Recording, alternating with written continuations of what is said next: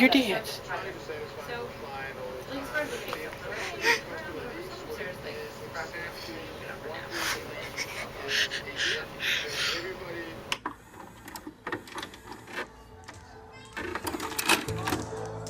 Daniel came to us as a 2.5-year-old. With someone in Daniel's position, you have really hard decisions to make. Daniel was diagnosed on May 2nd of this year. And when we got the diagnosis and we talked to doctors, we knew that he didn't have a lot of time. Daniel has a condition called metachromatic leukodystrophy. It's one of those big words that you never want to know. That means that the insulation around all the nerves in his brain, that myelin sheath is dissolving away. And as a consequence, his nerves don't work, and over time his brain and his thinking has been dissolving away as well. Can you say 1, 2, 3? Can you say go? Can you say go?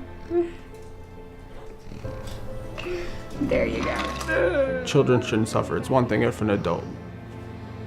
We all make choices. I got hurt in Afghanistan because I chose to go to Afghanistan. You know what I'm saying? I bought that ticket. I'm taking that ride. But that guy, you know, he didn't buy any tickets. Not yet.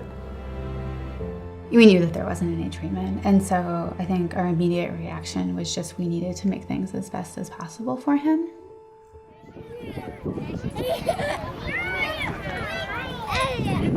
Hiya? Is that what you're doing? It's hiya? He was a rush wish. We drop everything, move mountains, and grant that wish exactly when it needs to be granted, dictated by that child's medical team. He wasn't able to necessarily communicate his wish directly to us. So what we thought of was, what does Daniel love the most in life? I would say Daniel first became interested in robots probably about 5 months before the diagnosis. We reached out to another Make-A-Wish chapter in Texas. They had a potential relationship with a company that specialized in building robots. And we planned Daniel's wish to go to this company within 2 weeks. Having something to look forward to and knowing that Daniel's gonna have like an experience that nobody else is really gonna get, and it'll give his life meaning, is just, it's so profound. Daniel, watch. 1, 2, 3. Got him.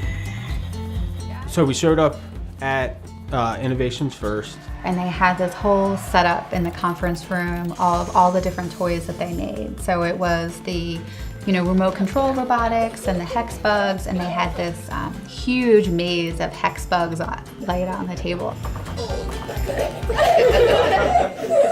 And they have a development/packing area, and they went in and showed us those robots that could throw like basketball and make a basket. And he kept on pointing. That's how you know Daniel's really excited about something. He laughed pretty much, especially for the first hour and a half, pretty much non-stop, straight.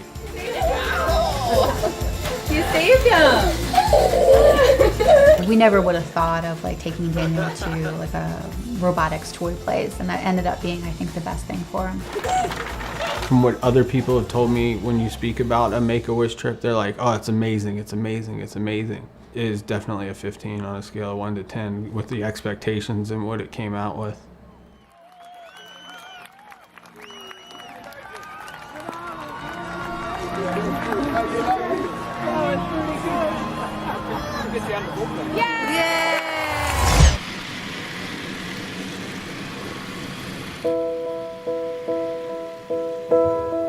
When a child is undergoing medical treatment for a life-threatening illness, a wish brings them something to think about, something to look forward to besides the next doctor's appointment, something to dream about.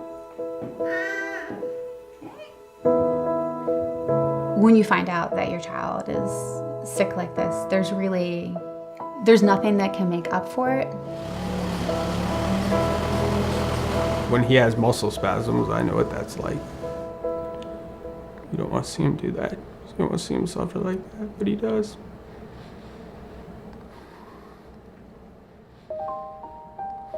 But I think like things like Daniel's trip to Dallas, where he got to play with robots, is one of those things that can kind of help a family kind of overcome those struggles. What does the lion say? I wish every child could get one just from seeing what it does to the health, to the family as a whole. Currently, our wish pipeline is much larger than the funding we have to support the wishes. So for every wish that is granted, we have 2 more children waiting to receive a wish. A wish kind of allows them to just be a kid and do what they want to do and not think about being sick just for that one moment in time. Can you push these buttons? Make-A-Wish Mid-Atlantic is a local chapter funded solely by local dollars. Daniel laughing at Innovation First at the bugs is something that's burned in my mind forever, you know? And it would be a memory I wouldn't have. If it wasn't there, it would be replaced with a bad memory or, you know, suffering or something else, you know?